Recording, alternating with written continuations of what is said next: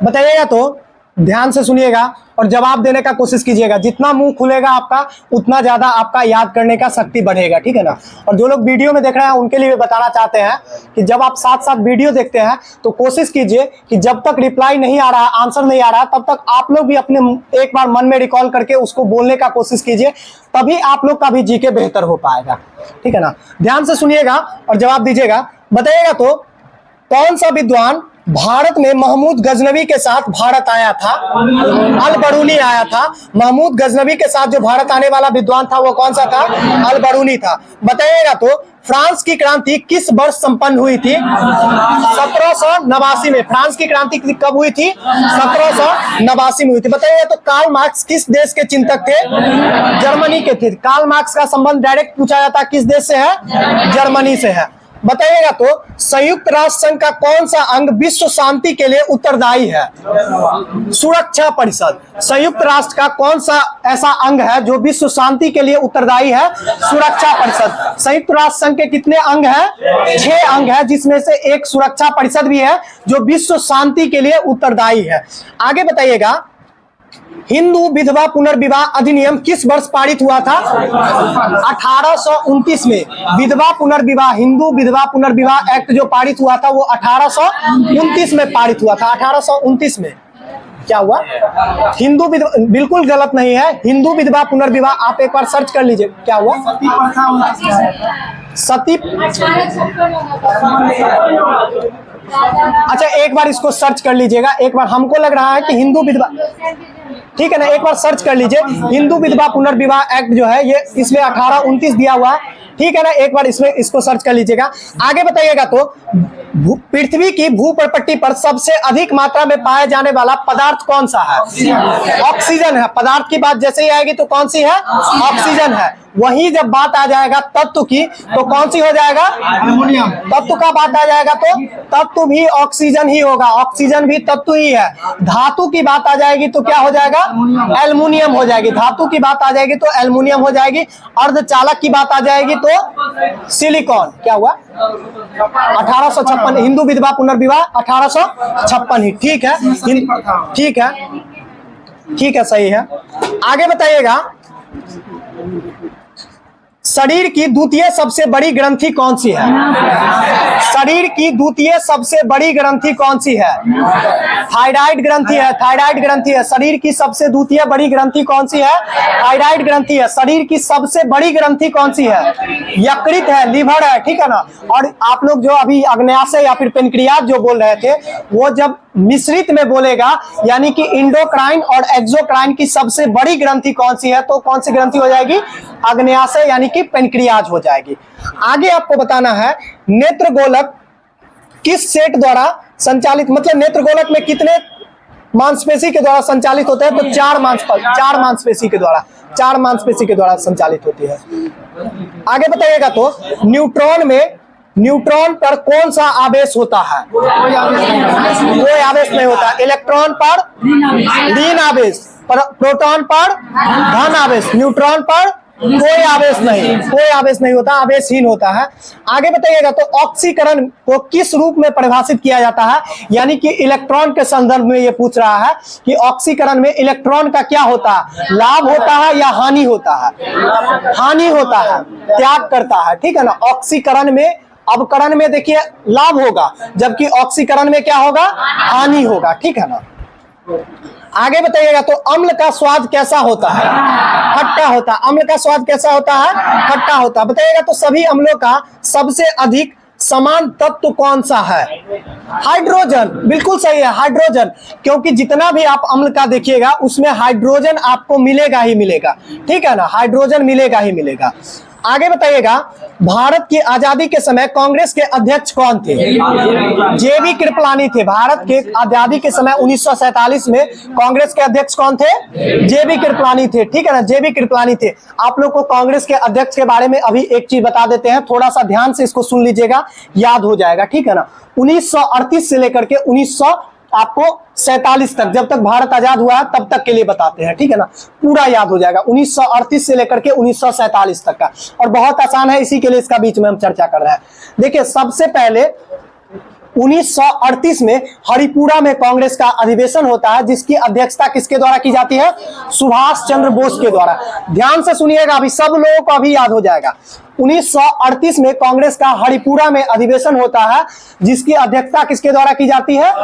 सुभाष चंद्र बोस के द्वारा की जाती है। हरिपुरा किस राज्य में पड़ता है? गुजरात राज्य में पड़ता है। इसके आगे चलते हैं। हरिपुरा के बाद 1939 का वर्ष आता है। 1939 में सुभाष चंद्र बोस को नामित किया गया था कि ये कांग्रेस के अध्यक्ष होंगे, लेकिन इसी बीच कांग्रेस का अध्यक्ष बनाने के लिए महात्मा गांधी के द्वारा प्रोजेक्ट कर दिया जाता है पट्टाभी सीतारमैया जी को। किनको प्रोजेक्ट किया जाता है? पट्टाभी सीतारमैया जी को। तो एक साथ दो लोग हो गए, एक तो सुभाष चंद्र बोस, एक पट्टाभी सीतारमैया जी, और दोनों लोग का प्रस्ताव हो गया। तो इसके लिए इसका निर्णय नहीं हो पाया तो कौन बनेंगे और कौन नहीं बनेंगे, तो सभी लोग सर्वसम्मति से बोले कि ऐसा करते हैं, हम लोग वोटिंग करवा लेते हैं। क्या करवा लेते हैं? वोटिंग करवा लेते हैं। और उस वोटिंग में क्या होता है कि पट्टाभी सीतारमैया जी हार जाते हैं और सुभाष चंद्र बोस जीत जाते हैं। तो महात्मा गांधी के द्वारा एक स्टेटमेंट दिया जाता है कि पट्टाभी सीतारमैया मेरा कैंडिडेट था और पट्टाभी सीतारमैया का हार न होकर के मेरा हार है। और यह बात सुभाष चंद्र बोस को बुरा लग गया कि इतने बड़े शीर्ष नेता हैं और यह बात बोल रहे हैं कि मेरे कारण इनको हारना पड़ रहा है, ये बात मुझे स्वीकार नहीं है। और इस कारण से वो वहां से चले जाते हैं और बोलते हैं कि हम कांग्रेस का अध्यक्षता नहीं करेंगे, और वो छोड़ देते हैं और वहां से वो जाकर के फॉरवर्ड ब्लॉक की स्थापना करते हैं 39 में। अब संकट हो जाता है कि पट्टाभी सीतारमैया तो कर नहीं सकते हैं अध्यक्षता, क्योंकि वो तो हारे हुए हैं, और दूसरा करेगा कौन? तो उसी बीच में एक ऐसा नेता का जरूरत था जो कि जिनका बात सब लोग मान सके और उनको सब वैलिडेट करे। तो ऐसे नेता का नाम था डॉक्टर राजेंद्र प्रसाद। कौन थे? डॉक्टर राजेंद्र प्रसाद। तो डॉक्टर राजेंद्र प्रसाद से रिक्वेस्ट किया जाता है और वो कांग्रेस का अध्यक्षता करते हैं। तो बताइएगा 1938 में कांग्रेस का अध्यक्षता कौन किए? सुभाष चंद्र बोस। सिर्फ कहानी सुनना नहीं है, कहानी पे ध्यान देना है। 1938 में कांग्रेस का अधिवेशन का अध्यक्षता किसके द्वारा किया गया? सुभाष चंद्र बोस के द्वारा। 39 में किसके द्वारा किया गया? डॉक्टर राजेंद्र प्रसाद के द्वारा। सुभाष चंद्र बोस तो चले गए, पट्टाभी सीतारमैया तो हार गए, तो बुलाया गया किनको? डॉक्टर राजेंद्र प्रसाद को। डॉक्टर राजेंद्र प्रसाद उसके बाद बने हैं कांग्रेस के अध्यक्ष। कब? 1939 में। और ये कौन सा अधिवेशन था? ये अधिवेशन का नाम था त्रिपुरी अधिवेशन। जो त्रिपुरी कहां पड़ता है? क्या हुआ? राजेंद्र प्रसाद जी के द्वारा ही किया जा रहा है।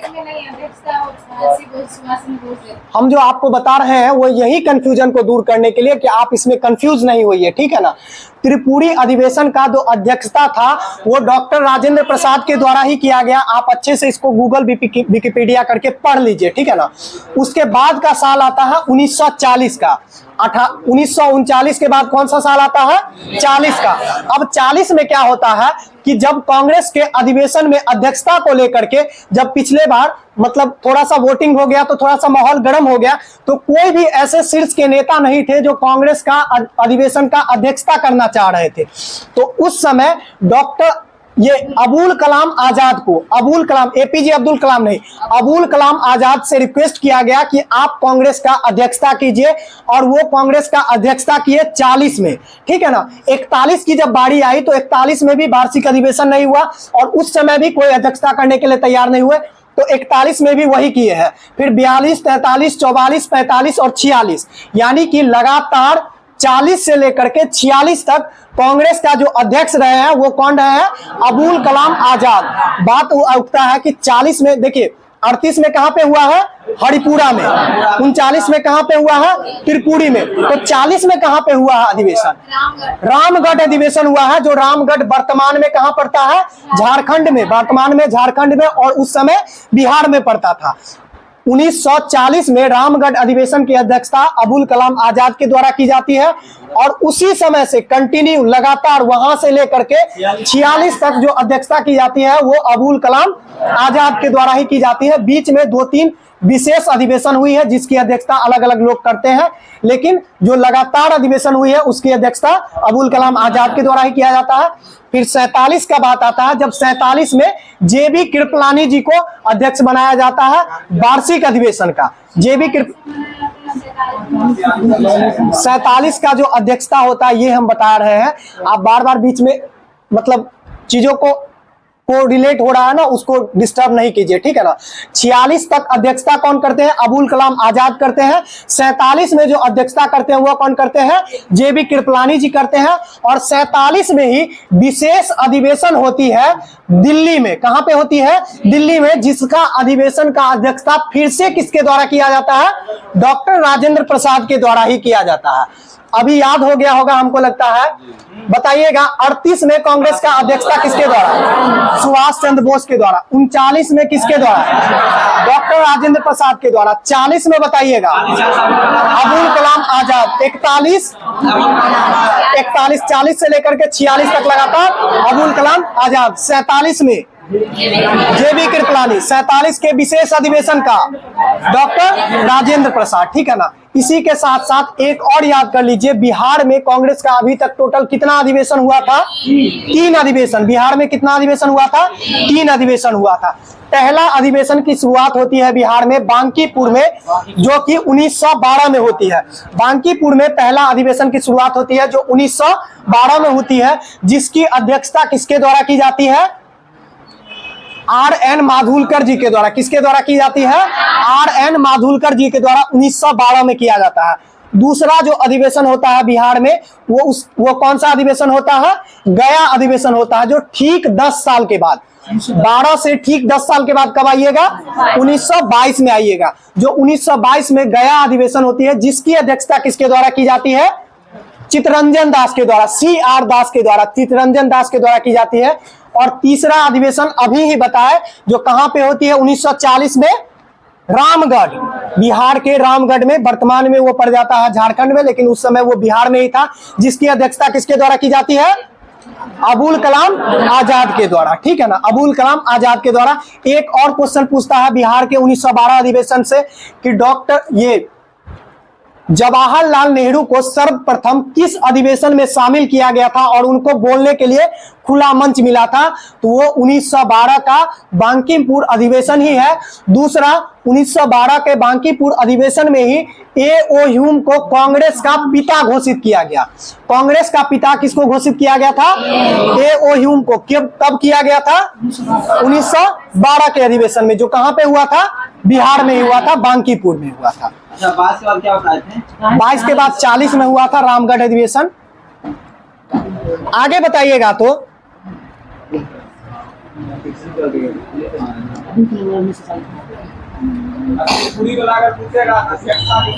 डॉक्टर राजेंद्र प्रसाद, त्रिपुरी अधिवेशन का डॉक्टर राजेंद्र प्रसाद का। देखिए, सुभाष चंद्र बोस छोड़ करके चले जाते हैं, वो अध्यक्षता नहीं करते हैं, ठीक है ना, वो अध्यक्षता नहीं करते हैं। हरिपुरा कहाँ पड़ता है? हरिपुरा आपको गुजरात में पड़ता है, और त्रिपुरी जो है वो मध्य प्रदेश में पड़ता है। आगे बताइएगा तो पहाड़ पर चढ़ने वाले व्यक्ति आगे की ओर किस कारण से झुक जाता है? अपने स्थिरता को बढ़ाने के लिए, ठीक है ना, अपने स्थिरता को बढ़ाने के लिए। यानी कि वो जब आगे झुक जाता है तो उसका सेंटर ऑफ जो ग्रेविटी है वो थोड़ा सा नीचे आ जाता है और उसका अस्थायित्व जो है वो बन जाता है और वो पीछे नहीं लुढ़कता है, ठीक है ना। आगे बताइएगा तो ऊपरी कृष्णा परियोजना किस राज्य में है? ऊपरी कृष्णा परियोजना किस राज्य में है? कृष्णा नदी पड़ी है कर्नाटक राज्य में है। कर्नाटक राज्य में ऊपरी कृष्णा परियोजना किस राज्य में है? कर्नाटक राज्य में है। आगे बताइएगा तो ऊपरी कृष्णा परियोजना। आगे बताइएगा तो भारत व पाकिस्तान के बीच सीमांकन किसके द्वारा किया गया था? सर रेडक्लिफ के द्वारा किया गया था। सर रेडक्लिफ के द्वारा किया गया था। और ये सर रेडक्लिफ रेखा जो है वो कहां पे पड़ती है अभी वर्तमान में? सर्करिक रेखा जो पड़ती है वो गुजरात के कच्छ का जो रण है ना, उसी में पड़ती है, उसी के द्वारा वो बंटवारा किया गया था, ठीक है ना, जो सर्करिक रेडक्लिफ के द्वारा ही किया गया था। आगे बताइएगा तो, और इसका निर्धारण कब किया गया था? 1947 में किया गया था। 1947 में किया गया था। और इसी से रिलेटेड एक और रेखा आता है मैकमोहन रेखा, जो किसके किसके बीच है? भारत और चीन के बीच, जिसका निर्धारण कब किया गया था? 1914 में, 1954 में, 1914 में, 1914 में, रेडक्लिफ 47 में। आगे बताइएगा तो बांदीपुर राष्ट्रीय उद्यान किस राज्य में अवस्थित है? कर्नाटक में है। मालप्रभा कहाँ है?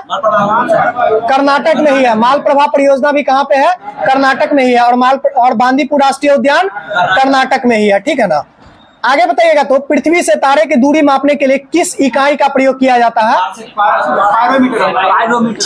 किस इकाई का प्रयोग किया जाता है? किस इकाई का? प्रकाश वर्ष। प्रकाश वर्ष, खगोलीय दूरी यानी कि प्रकाश वर्ष का प्रयोग किया जाता है, ठीक है ना।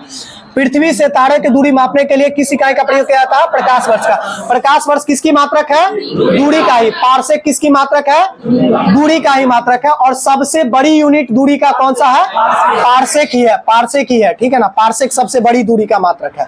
आगे बताइएगा तो कोलकाता नगर के वास्तुकार या फिर कोलकाता नगर को किसके द्वारा बसाया गया था? जॉब चरनॉक के द्वारा बसाया गया था। कोलकाता नगर को किसके द्वारा बसाया गया था? जॉब चरनॉक के द्वारा बसाया गया था। आगे बताइएगा तो चरनॉक के द्वारा, जॉब चरनॉक के द्वारा। आगे बताइएगा तो किस मुगल शासक के समय में मुगल सम्राट का विस्तार सबसे अधिक था? औरंगजेब के समय में मुगल सम्राट का विस्तार सबसे जो अधिक हुआ था वो किसके समय में हुआ था? औरंगजेब के समय में। या फिर इसी का रिपीट क्वेश्चन एक और पूछता है, रिलेटेड क्वेश्चन, कि किस शासक के समय में हिंदू जो है सबसे ज्यादा, मतलब मुगल शासक में सबसे अच्छे पद पर थे? तो औरंगजेब के पद पर ही। और औरंगजेब का संबंध किस धर्म से था? सुन्नी धर्म से था। किस धर्म से था? सुन्नी। इस्लाम के अंदर भी शिया और सुन्नी जो धर्म आता है, जो सुन्नी धर्म से संपर्क रखते थे। कौन? औरंगजेब। औरंगजेब की मृत्यु कब हुई है? 1707 में। और यह इंपॉर्टेंट इसलिए हो जाता है क्योंकि 1707 के बाद के काल को जो है जाना जाता है उत्तर मुगल काल के रूप में। किस काल के रूप में जाना जाता है? उत्तर मुगल काल के रूप में जाना जाता है। औरंगजेब का नहीं आता। आगे बताइएगा, शरीर के किस भाग में पित्त का निर्माण होता है? यकृत में होता है। इसमें भी ट्रैप है इस क्वेश्चन में, थोड़ा सा इस क्वेश्चन को ध्यान से समझिएगा। शरीर में के किस भाग में पित्त यानी कि जो बाइल जूस बोलते हैं ना, बाइल जूस का जो निर्माण होता है पित्त का, उसका निर्माण किस भाग में होता है? यकृत में। और उसका संग्रह कहाँ होता है? तो बाइल डक्ट में होता है, यानी कि पित्ताशय में होता है। संग्रह कहाँ होता है? पित्ताशय, जिसको गॉल ब्लैडर नहीं बोलते हैं, उसको पित्ताशय ही बोलते हैं, ठीक है ना। पित्ताशय को ही गॉल ब्लैडर तो उसी को बोलते हैं, गॉल ब्लैडर बोलते हैं, ठीक है। गॉल ब्लैडर में इसका संग्रह कहाँ होता है? पित्ताशय में होता है। देखिए, लीवर से एक बाइल डक्ट निकलता है, एक नली निकलता है, जहां से पित्त का निर्माण कौन करता है? लीवर करता है। और वहीं से बाइल डक्ट के द्वारा होते हुए पित्ताशय में आकर के, बाइल डक्ट में मतलब कि गॉल ब्लैडर में आकर के वो जमा हो जाती है पित्ताशय में, ठीक है ना। और पित्त का पीएच मान कैसा होता है? अम्लीय कि क्षारीय? क्षारीय होता है। कितना होता है? 7.7 के आसपास होता है, 7.7 होता है। आगे बताइएगा तो कृष्ण छिद्र का यानी कि ब्लैक होल का सिद्धांत का प्रतिपादन किसके द्वारा किया गया था? भारतीय वैज्ञानिक थे एस चंद्रशेखर के द्वारा किया गया था। आगे बताइएगा तो कौन सा उर्वरक मृदा में सर्वाधिक अम्ल छोड़ता है? Ammonium sulphate. Ammonium sulphate. कौन सा उर्वरक मृदा में सर्वाधिक अम्ल छोड़ता है? तो अमोनियम सल्फेट छोड़ता है। अमोनियम सल्फेट छोड़ता है। आगे बताइएगा, महात्मा गांधी की आत्मकथा का मूल रूप जो है किस भाषा में लिखा गया था? गुजराती में लिखा गया था। गुजराती में लिखा गया था। और महात्मा गांधी का जीवनी किसके द्वारा लिखा गया है? महात्मा गांधी का जीवनी किसके द्वारा लिखा गया था? तो डीजी तेंदुलकर के द्वारा। किसके द्वारा लिखा गया? डीजी तेंदुलकर के द्वारा लिखा गया। महात्मा गांधी का जीवनी किसके द्वारा लिखा गया? डीजी तेंदुलकर के द्वारा लिखा गया था। क्या हुआ? पूरा नाम नहीं, डीजी तेंदुलकर ही आता है, ठीक है ना, याद हो जाएगा। आगे बताइएगा तो भारतीय संविधान के किस अनुच्छेद में विभिन्न राज्यों के संबंधित विशिष्ट प्रावधान का उल्लेख किया गया है? 371 में किया गया। 371 में विशेष राज्य का प्रावधान जो किया गया किस आर्टिकल में? 371 में। जम्मू कश्मीर में कौन सा था विशेष प्रावधान? 370 था। जम्मू कश्मीर में कौन सा? 370 था। क्या करे, छोड़ दे? छोड़ देते हैं।